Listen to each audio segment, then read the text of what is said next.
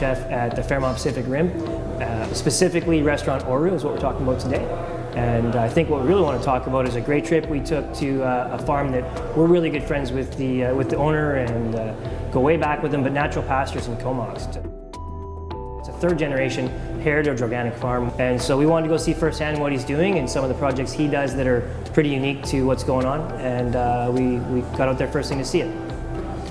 We started off in Natural Pastures making the cheese, and amazing process. We actually were really fortunate to be there for the very first batch of buffalo mozzarella from this particular herd. They start with frozen buffalo milk, and that's for two reasons. One is the demand for this local buffalo mozzarella is getting such that they can't necessarily put it all out in keeping with production that the few water buffalo around can do, so they have to somewhat stockpile. But they've told me that they find a better product, a better result from freezing the milk, particularly buffalo milk. They don't find this with the cow's milk, but they're saying that with the buffalo milk, this is the big difference.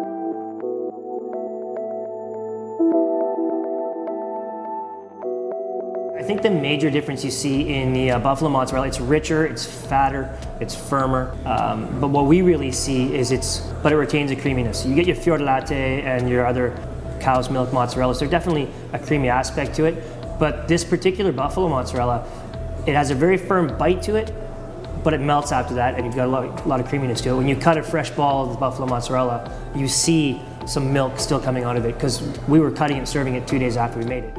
But one thing that's really unique that Edgar's doing is years ago, I had tasted a wasabi verdele cheese.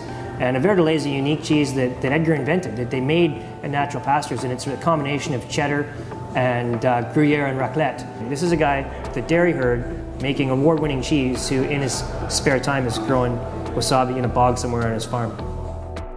What we're really focusing on doing here is trying to cook with local food of the Pacific Northwest.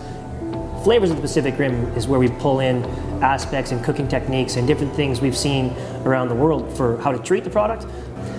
But at the end of the day, it's nice to be able to acknowledge the local farmer.